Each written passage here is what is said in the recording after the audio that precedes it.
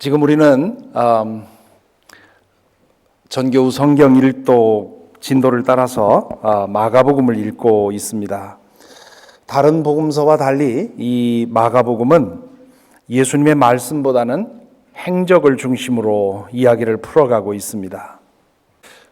전체 16장 중에서 비유를 묶어놓은 4장과 종말에 관한 말씀을 묶어놓은 13장을 제외하면 나머지는 모두 예수님이 하신 일들에 대한 기록입니다. 마가복음은 크게 세 토막으로 나눌 수 있습니다. 저자인 요한 마가가 의도적으로 그렇게 플롯을 짠 것이 분명한데요. 큰 줄거리를 보면 이렇습니다. 1장 1절부터 15절까지 해서 도입이 부분이 있고요. 그 다음에 메인 바디가 크게 셋으로 나뉩니다. 1장 16절부터 8장 26절까지는 갈릴리에서 있었던 일들이고요. 그 다음에 8장 27절부터 10장 52절까지는 갈릴리로부터 예루살렘으로 가는 길 위에 있었던 일이고요. 그리고 11장 1절부터 16장 20절까지는 예루살렘에서 있었던 일주일 동안의 이야기가 기록이 되어 있습니다. 여기 나오는 이 첫 번째 부분, 갈릴리에서 활동하는 동안 예수님은 놀라운 능력을 드러내십니다. 많은 병자들을 고치고 귀신 들린 사람을 해방시키고 죽은 사람을 살리시지요. 또한 바다 위를 걸으시고 풍랑을 꾸짖어 잔잔하게 하시고 물고기 2마리와 보리떡 5개로 남자 어른만 5,000명도 넘는 사람들을 먹였다. 그런 기록이 나옵니다. 게다가 그분의 가르침은 전에는 듣도 보도 못한 것이었습니다. 그래서 사람들은 놀라며 묻지요. 도대체 이분이 누구인가? 저 능력과 지혜는 어디에서 나오는 것인가? 예수님은 갈릴리에서의 활동을 마무리하시면서 제자들을 데리고 가이사랴 빌립보라는 곳으로 가십니다. 그것이 두 번째 부분이 시작되는 그런 섹션입니다. 알아보는 사람들이 없는 곳으로 제자를 데리고 가셔서 예수님은 갈릴리에서의 그동안의 활동을 돌아보면서 평가하십니다. 그러시면서 제자들에게 묻지요. 사람들이 내가 하는 말과 내가 하는 행동을 보고 나를 누구라고 하더냐? 그러자 제자들은 앞을 다투어서 들은 이야기를 전합니다. 어떤 사람은 세례 요한이 돌아왔다는 사람도 있고, 또 어떤 사람은 엘리야가 죽지 않고 들려 올려졌던 엘리야가 다시 왔다는 사람도 있고, 또 세례자 요한이 살아 돌아왔다는 사람도 있다 하는 얘기를 들려줍니다. 그 말씀을 다 듣고 나서 예수님이 다시 한번 묻습니다. 그러면 너희 생각은 어떠냐? 곁에서 나와 함께 지냈는데 너희 생각엔 내가 누구 같으냐? 아마도 이 질문 후에 한참 동안 침묵이 흘렀을 것 같습니다. 예수님의 표정과 분위기로 보아서 매우 중요한 질문임에 틀림이 없었습니다. 분명히 예수님이 기대하는 대답이 있는 것 같았습니다. 그런 상황에서 대답을 잘못했다가는 예수님이 기대하는 대답이 아닐 때는 무안을 당하기 쉽습니다. 그래서 다들 머뭇거렸겠죠. 그때 침묵을 깬 사람이 다혈질의 베드로였습니다. 그는 제자들을 앞서서 말하기를 선생님은 그리스도입니다. You are the Messiah. You are the Christ. 그렇게 고백합니다. 마태복음에 보면 예수님은 이 고백에 대해서 먼저 칭찬을 해주십니다. 그것을 알게 한 것은 하나님이고, 그리고 그 고백 위에 내 교회를 세우겠고 음부의 권세도 교회를 어찌하지 못할 것이다. 그렇게 약속을 해주시지요. 그런 다음 아무에게도 말하지 말라고 그렇게 경고를 하십니다. 그런데 마가는 이 대목에서 예수님의 칭찬 부분을 생략하고 침묵을 명령한 부분을 부각시킵니다. 30절에 보면 예수께서 그들에게 엄중히 경고하시기를 자기에 관하여 아무에게도 말하지 말라고 하셨다. 예수님을 그리스도라고 알아본 베드로는 옳았습니다. 그분은 그리스도 메시아였습니다. 그런데 왜 예수님은 입을 다물라고 아무에게도 말하지 말라고 말씀하셨을까요? 지난 한 주 동안 마가복음을 주의 깊게 읽은 분들이라면 예수께서 그 이전에도 여러 번 나에 대해서 아무에게도 말하지 말라는 그런 주의를 주셨다는 것을 기억하실 것입니다. 악한 영이 그분의 정체를 알아보면 입을 다물라고 하고 그리고는 쫓아내십니다. 병자들을 고쳐주신 다음에 아무에게도 말하지 말라고 신신당부하십니다. 물론 예수님으로부터 치유받은 사람들은 그것을 숨길 수가 없어서 사람들에게 발설을 하긴 했지만 예수님은 누누이 알리지 말라고 주의를 주시지요. 얼른 생각하면 이게 잘 이해가 안 됩니다. 당신의 정체가 드러나면 더 좋을 것 같은데 왜 예수님은 이렇게 다른 것도 아니고 자신의 정체에 대해서는 입단속을 하셨을까요? 그 다음에 이어지는 이야기들을 보면 그 이유를 짐작할 수 있습니다. 31절에 보면 이렇게 말씀을 하시지요. 그리고 예수께서는 인자가 반드시 많은 고난을 받고 장로들과 대제사장들과 율법학자들에게 배척을 받아 죽임을 당하고 나서 사흘 후에 살아나야 한다는 것을 그들에게 가르치기 시작하셨다. 여기 그들에게 가르치기 시작하셨다, 이 부분을 주목해 보십시다. 영어의 번역처럼 원문에도 이 마지막 어구가 가장 먼저 나옵니다. 그런 다음에 그들에게 가르치기 시작하셨다. 그때로부터 새로운 사실을 제자들에게 가르치기 시작했다는 거지요. 제자들에게 꼭 해주고 싶은 말이 있었는데 그것을 미뤄왔다는 뜻입니다. 하지만 더 미룰 수가 없습니다. 왜냐하면 때가 다가오고 있기 때문입니다. 예수님은 베드로가 자신에 대해서 고백한 것을 전환점으로 삼아서 그동안 말하지 않고 숨겨왔던 사실 하나를 말하기 시작을 했다, 그런 얘기입니다. 이제 예수님은 예루살렘으로 가실 터인데 그곳에서 유대교 종교 권력자들에게 배척을 받고 죽임을 당하게 될 것이다, 그 사실을 전하기 시작한 것입니다. 그동안 갈릴리에서 행한 일은 다만 준비 작업일 뿐이었습니다. 예수께서 이 세상에 오신 이유는 그저 병자들이나 고치고 놀라운 이적을 행해서 사람들에게 인기 끌자고 하는 것이 아니었습니다. 그것은 그리스도요 하나님의 아들로서 당신 안에 있던 능력이 터져 나온 것입니다. 이제 예수님은 예루살렘에서 자신이 해야 할 진짜 일을 해야 되는데 그것은 자신에게 주어진 모든 능력을 끌어모아서 성부 하나님께서 그에게 맡겨주신 일을 완수해야 했습니다. 31절에 보면 예수께서 이 사실을 드러내놓고 말씀하셨다고 되어 있습니다. 여기에서 사용된 파레시아라는 말은 헬라어로 솔직하게 있는 그대로 자유롭게 터놓고, 그런 뜻입니다. 거침없이 숨김없이 그리고 낱낱이 털어놓았다는 뜻입니다. 그러자 베드로가 또 한 번 나서지요. 32절에 보면 베드로가 예수를 바싹 잡아당기고 그에게 항의하였다, 그렇게 되어 있습니다. 여기 그에게 항의하였다라는 말은 사실은 원래의 뉘앙스를 전하지 못합니다. 원래 헬라어가 가지고 있는 원뜻을 우리 영어 성경이 잘 번역을 했는데요. Peter took him aside and began to rebuke him. 예수님을 혼내기 시작했다, 꾸중하기 시작했다, 이것이 원문의 의미입니다. 그것이 우리말 어법으로 잘 맞지 않으니까 항의했다고 에둘러서 번역을 한 것이지요. 베드로는 아버지가 아들에게 그런 생각하면 못 써 하고 혼을 낸 것처럼 예수님을 막아서면서 그런 생각하면 안 됩니다 하고 예수님을 꾸중했다는 얘기지요. 여기 시작했다라고 쓴 것을 보면 그냥 한 번 그렇게 저항한 것이 아니라 한동안 여러 말로 그래서는 안 됩니다, 그럴 수는 없습니다 하고 여러 말로 예수님을 만류했던 것이 분명합니다. 그러자 예수께서 뭐라고 하십니까? 33절에 보면 그러나 예수께서는 돌아서서 제자들을 보시고 베드로를 꾸짖어 말씀하셨다. 사탄아, 내 뒤로 물러가라. 너는 하나님의 일을 생각하지 않고 사람의 일만 생각하는구나.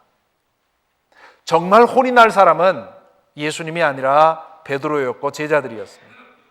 얼마인지 정확히 알지 못하지만 그들은 갈릴리에서 충분한 시간 동안 예수님에게 많은 가르침을 받았습니다. 예수님 곁에서 그분의 행동을 지켜보았습니다.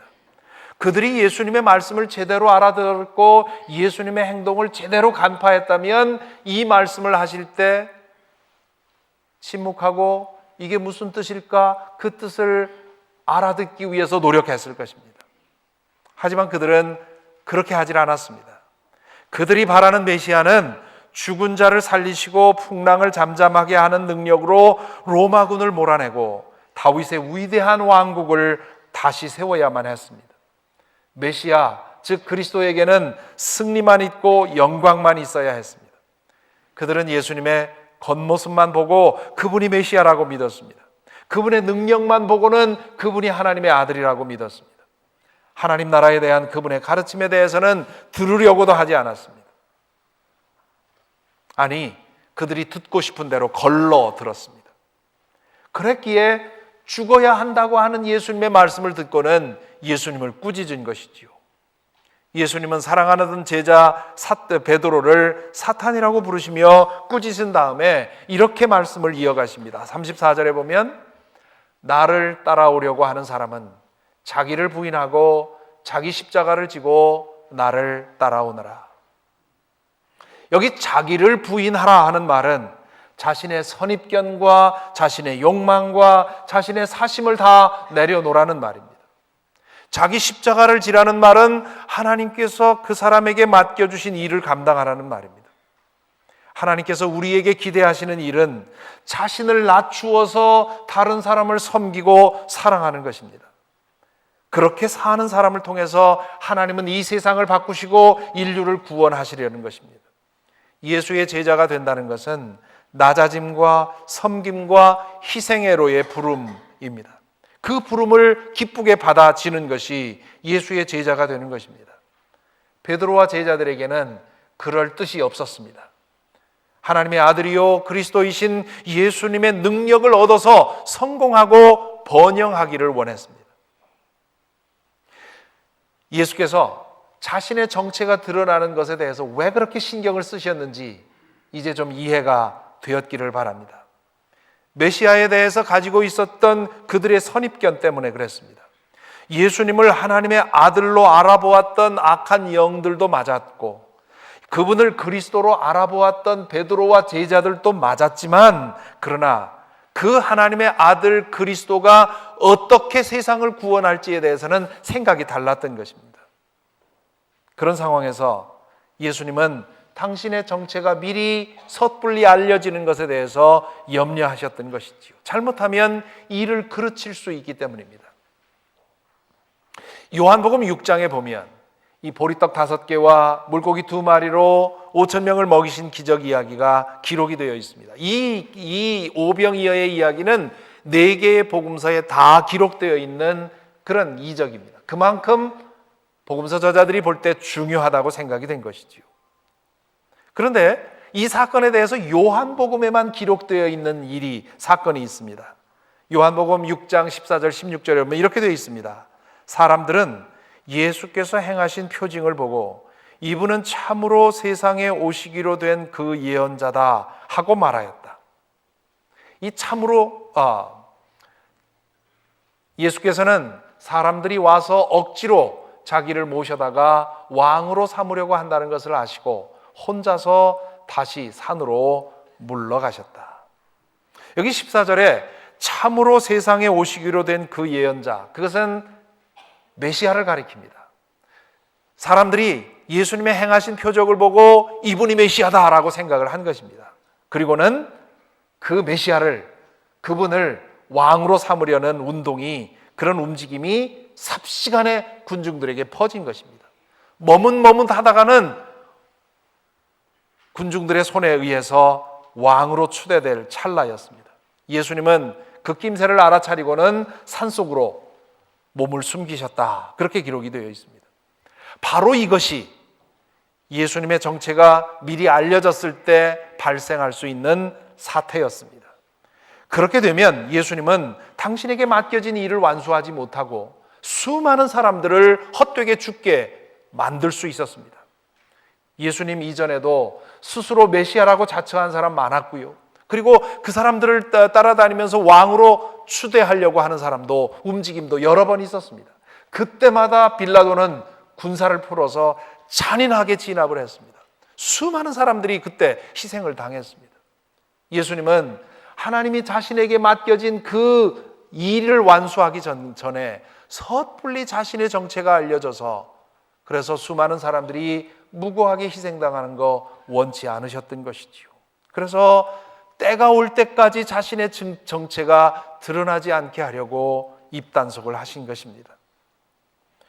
가이사랴 빌립보에서 베드로의 고백을 받으신 후부터 예루살렘에 이르기까지 예수님은 당신이 어떤 메시아가 될 것인지를 드러내놓고 가르치십니다. 반면 예루살렘으로 향해 가면서 제자들은 예수께서 이제 예루살렘에 가면 로마군을 몰아내고 다윗의 위대한 왕국을 이룰 거라고 기대하면서 그 나라가 되면 누가 더 높은 자리에 오를 것인가를 두고 서로 그들끼리 암투를 벌였습니다. 제자들의 생각과 예수님의 생각이 이렇게 달랐습니다. 제자들은 높아질 생각, 강해질 생각, 그리고 부해질 욕망을 가지고 예루살렘을 향해 가고 있었습니다. 반면 예수님은 낮아질 생각, 약해질 각오, 그리고 모든 것을 내어줄 준비를 하고 예루살렘으로 가십니다. 그것이 하나님께서 세상을 구원하시는 방법인 것을 예수님은 아셨기 때문입니다. 그래서 제자들에게 이렇게 말씀하시지요. 예루살렘으로 들어가기 직전에 이렇게 말씀하십니다. 인자는 섬김을 받으러 온 것이 아니라 섬기러 왔으며 많은 사람을 구원하기 위하여 치를 몸값으로 자기 목숨을 내주러 왔다. 하나님의 아들이요 그리스도이신 예수님의 목적은 온 세상의 가장 높은 자리에 올라서 세상 위에 군림하는 것이 아니라 반대로 온 세상의 가장 낮은 자리로 내려서서 세상을 섬기는 것이었습니다. 그렇게 낮아지고 섬기다가 마침내 당신 자신의 목숨을 모든 사람을 위한 속죄 제물로 바치는 것이었습니다. 그것을 제자들이 이해하지 못한 것이지요. 아니, 그런 방식으로 세상 구원하는 거 그들은 믿지 못했습니다. 이렇듯 마가복음 안에는 두 개의 복음이 충돌하고 있습니다. 하나는 영광의 복음, The Gospel of Glory. 다른 하나는 십자가의 복음, The Gospel of the Cross. 이 두 개의 복음이 충돌하고 있는 것입니다. 제자들은 영광의 복음을 믿고 있고요. 예수님은 그들에게 십자가의 복음을 가르치고 있습니다. 마가복음의 세 번째 부분, 즉 11장부터 16장까지를 읽어보면 예수님은 당신이 가르치신 십자가의 복음을 따라서 무력하게 모욕과 고난을 당하시고 마침내 십자가에 달려 죽임을 당하십니다. 영광의 복음을 믿고 예수님을 따라갔던 제자들은 예수님이 체포될 때 뿔뿔이 흩어져 버렸습니다. 영광의 복음은, 제자들이 믿고 있던 영광의 복음은 이렇게 요약할 수 있습니다. 예수님은 하나님의 아들이요 메시아, 즉 그리스도시다 하는 믿음입니다. 그리고 하나님의 아들 그리스도됨의 핵심은 초월적인 능력에 있다고 믿는 것입니다.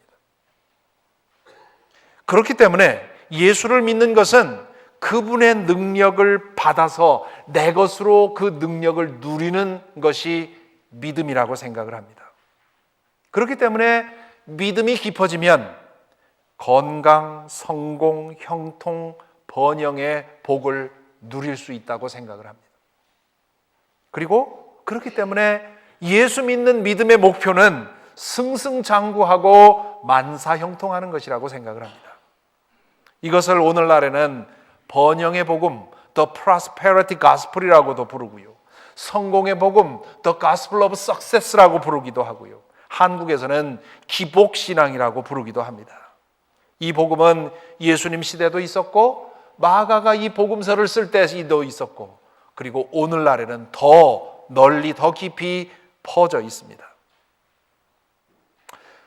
지난주 허핑턴 포스트라고 하는 신문에 아주 흥미로운 사진이 실렸었습니다. 경북 영천에 있는 기독교 조각 공원의 돌 십자가 사진입니다. 그 사진이 외국 신문에 보도되어서 국제적인 화제가 되었다고 합니다. 그 사진이 이런 사진입니다. 십자가상 위에 지구본이 걸려 있지요. 이 세상에 지구본을 그 등에 진 십자가상은 이거밖에 없다고 그 공원에서는 자랑을 하고 있습니다. 그런데 이 십자가상이 특별한 이유는 거기에 있지 않습니다. 그 예수님의 몸 부분만 확대해 보면 이렇습니다.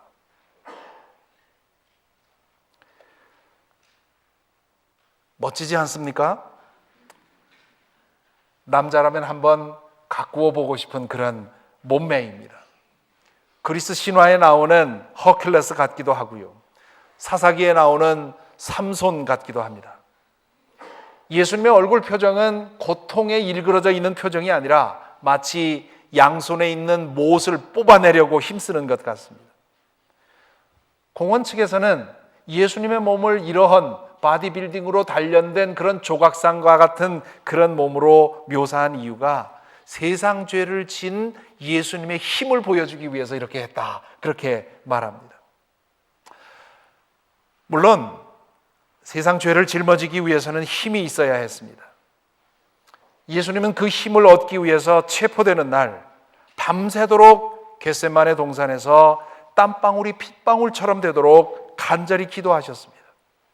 인류의 모든 죄의 진노의 잔을 마시는 것이 얼마나 고통스러운 것인지 우리는 알지 못합니다. 그것을 끝까지 한 방울까지 마시기 위해서 예수님은 그렇게 기도하셨지요. 하지만 예수님에게 필요했던 힘은 육체적인 힘이 아니었습니다. 그 힘은 바디빌딩으로 단련될 수 있는 힘이 아니었습니다. 예수께 필요했던 것은 영적인 힘이었습니다. 깊은 기도로서만 얻을 수 있는 힘, 극대치의 고통을 견딜 수 있는 영적인 힘이 필요했습니다. 십자가에 달리셨을 때 예수님의 육신은 혹독한 고문으로 인해서 심하게 훼손되어 있었습니다. 기진하신 예수님의 신체는 말 그대로 십자가에 걸려 있었습니다. 그럼에도 불구하고 그분은 끝까지 당신에게 주어진 고난의 잔을 마셨습니다. 이 돌 십자가상을 만들기 위해서 돈을 쓰신 분이나 그리고 공들여 이것을 조각한 분들에게는 참 죄송한 말씀입니다마는 이 조각상은 십자가가 전하는 진리를 오히려 가리고 있습니다. 십자가형의 수치와 모욕과 고통과 아픔을 전혀 전달해 주지 못합니다.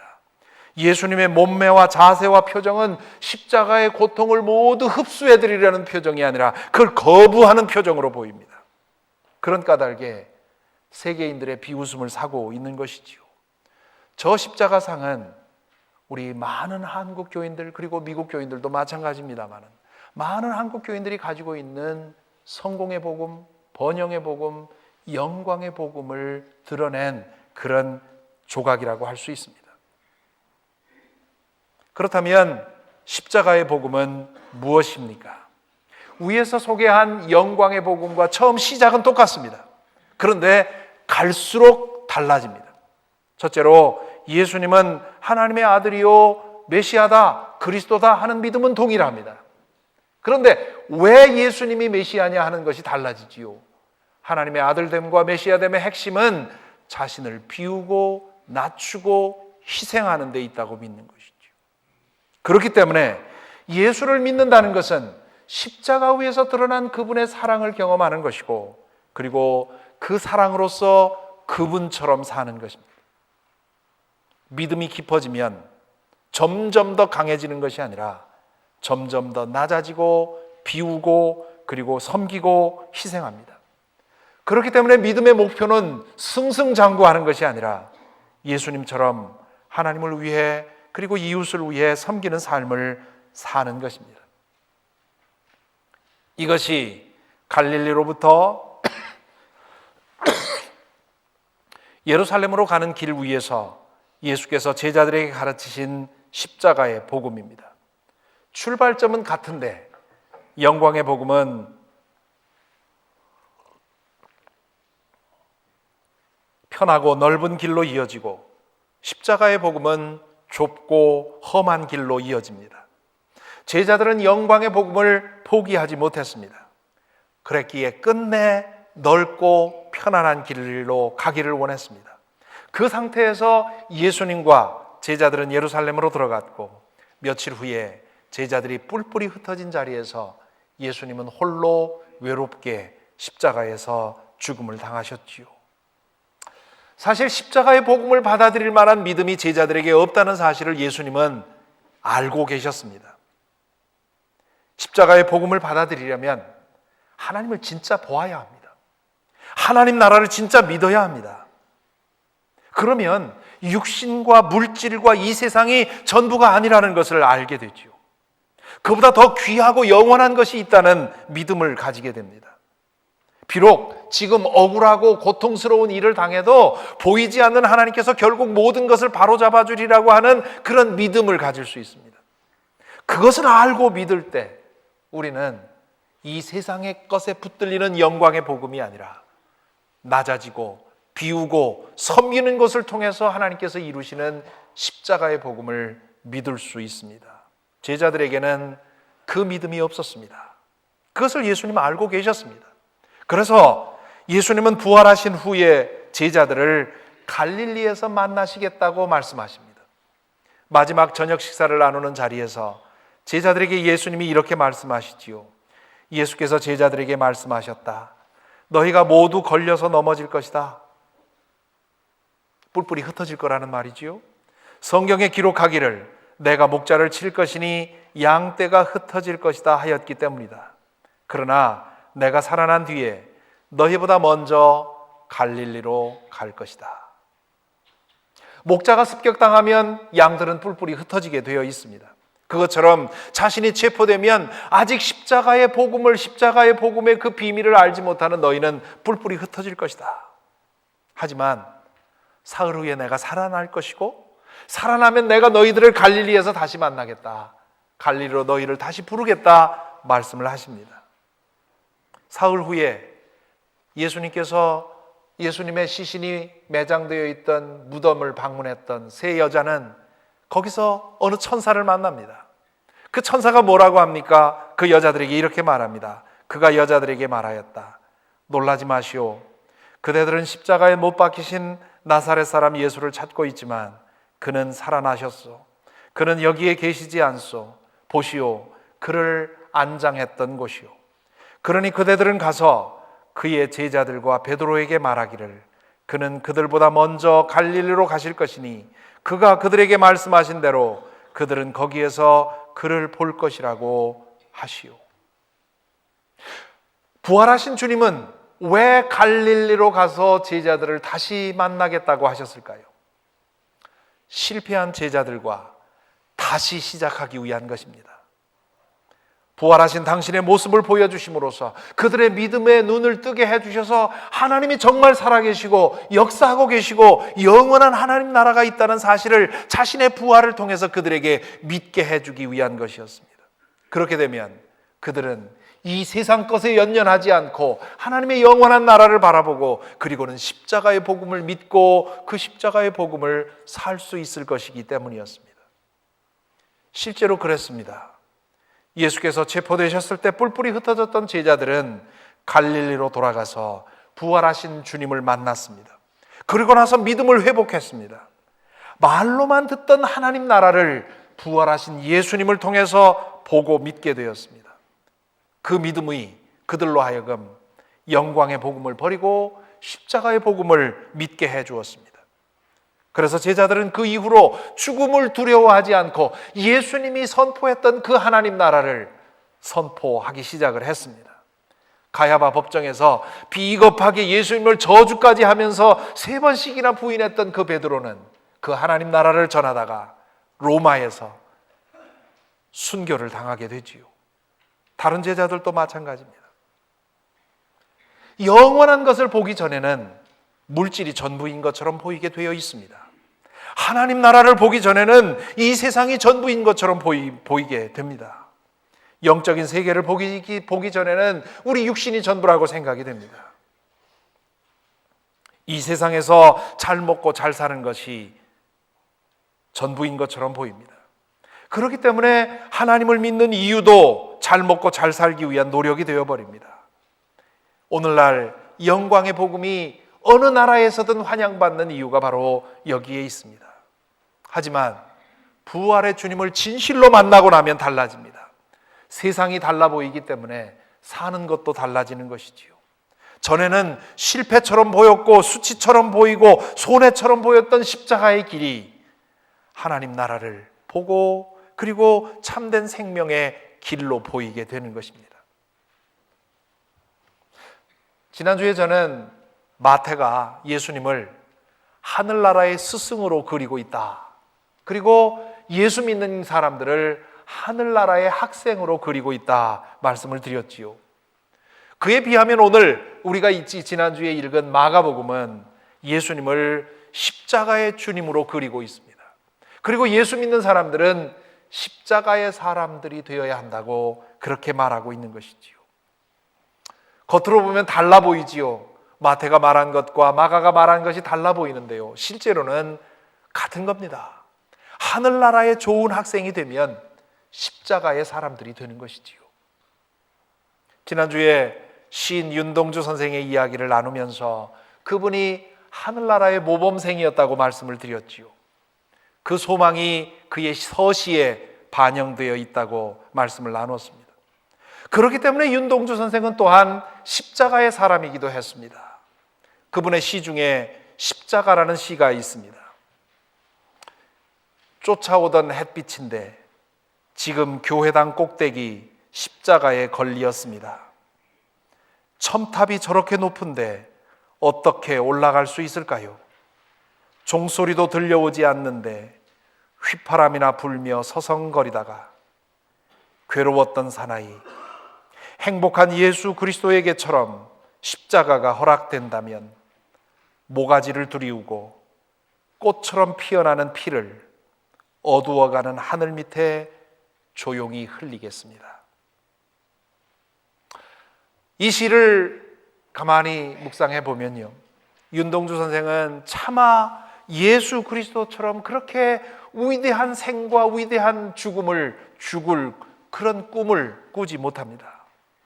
교회당 꼭대기에 걸려있는 십자가에 가 닿을 수 없는 것처럼 예수님은 그에게 너무도 높은 분이십니다. 하지만 그는 작게나마 예수님의 죽음을 담기를 소망하지요. 자신이 드릴 것은 그저 가냘픈 모가지밖에 없지만 그것일망정 주님처럼 그 모가지라도 드리고 싶은 심정을 표현합니다. 그렇게 되면 자신의 피는 어두워가는 시대에 꽃처럼 피어나게 될 것이라고 소망을 하지요. 그 소망대로 그는 27세의 나이에 그리스도를 닮은 죽음을 죽었고요, 그의 피는 지금도 그가 남긴 시들을 통해서 꽃처럼 피어나고 있지 않습니까? 그렇습니다. 우리가 어찌 저 높은 십자가 첨탑까지 가 닿을 수 있겠습니까? 우리가 어찌 베드로처럼 혹은 바울처럼 위대한 삶과 순교를 꿈꿀 수 있겠습니까?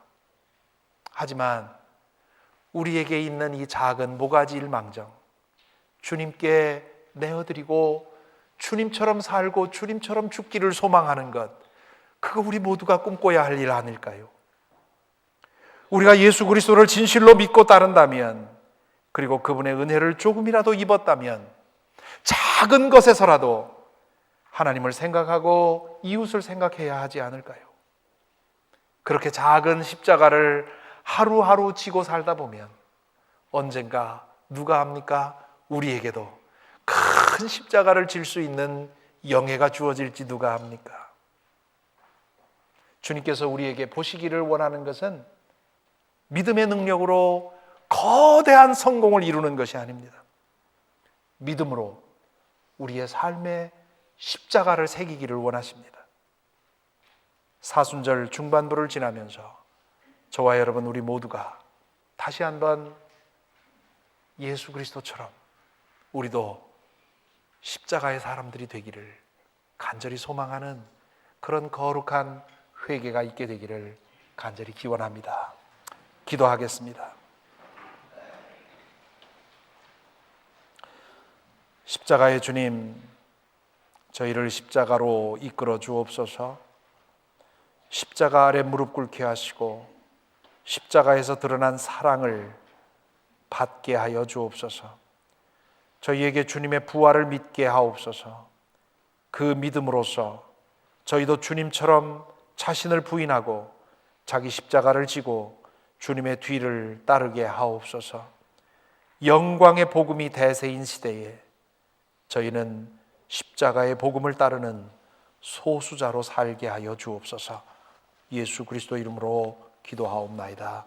아멘.